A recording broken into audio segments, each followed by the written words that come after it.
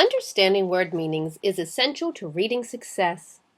You can be a great decoder and even sound fluent, but if you don't know what the words mean, then you won't be able to make meaning from the text, and reading without meaning is not really reading.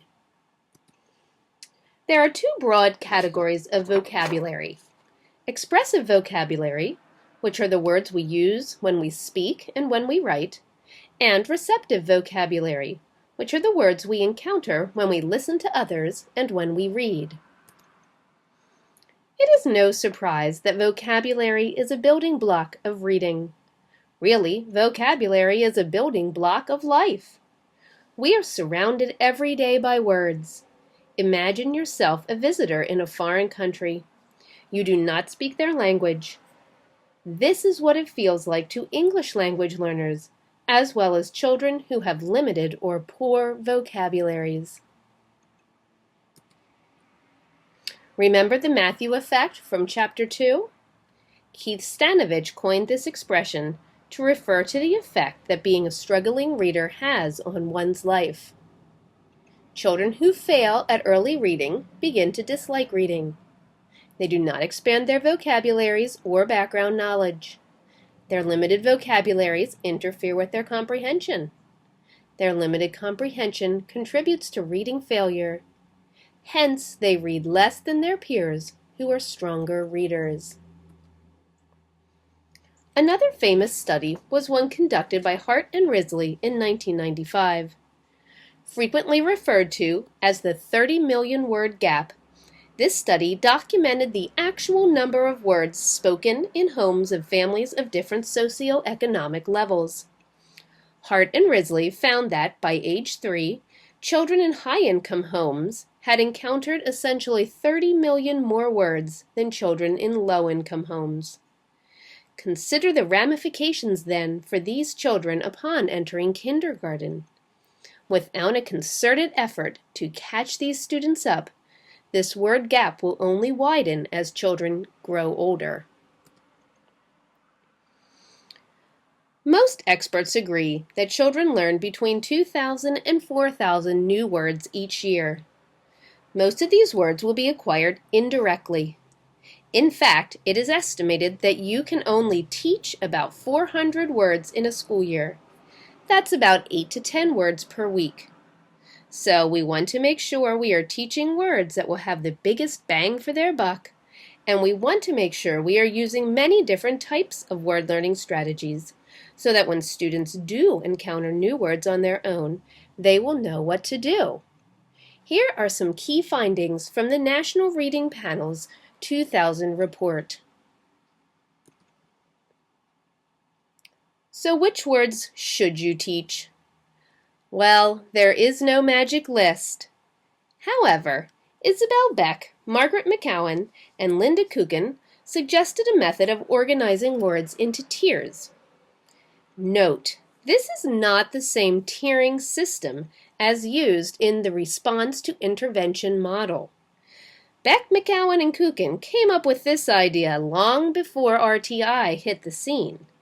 Unfortunately for them, most people now associate the term tiers with RTI. But back to Beck and McGowan. Tier 1 consists of basic common words students use in everyday life. Tier 2 are the important and useful words for mature language learners. And Tier 3 words are words that appear rarely in text and are not very useful unless they're needed for content-specific study.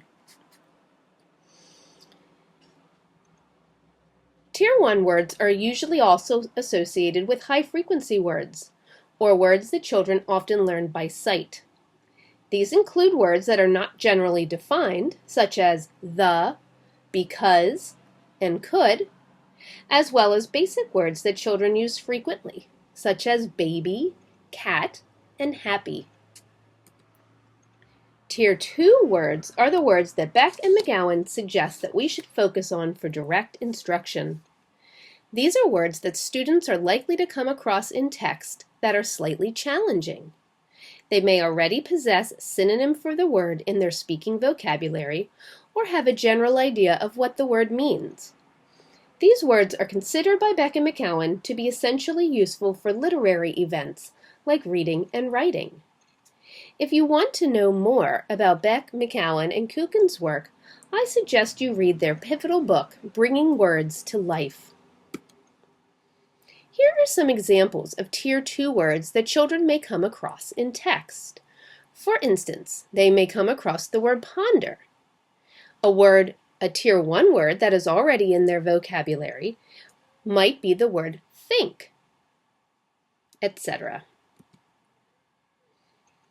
Children's books, poems, and comic strips are excellent places to find examples of Tier 2 words.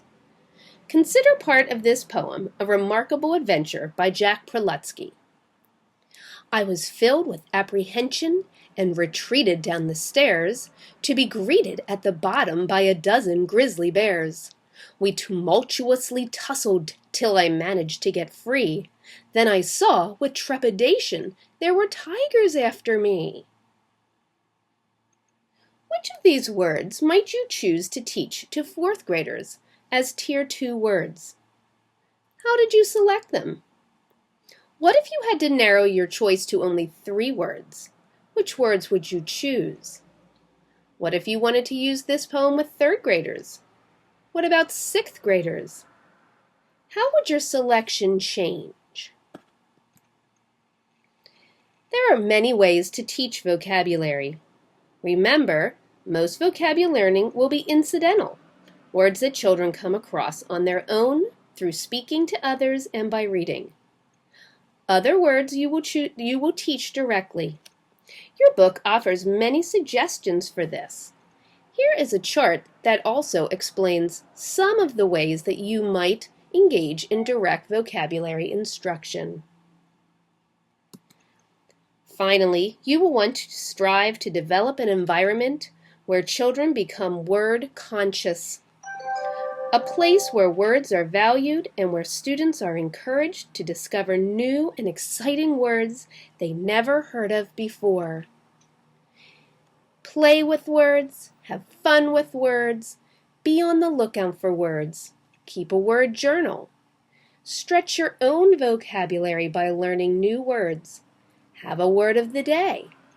Your book also offers suggestions for developing word consciousness.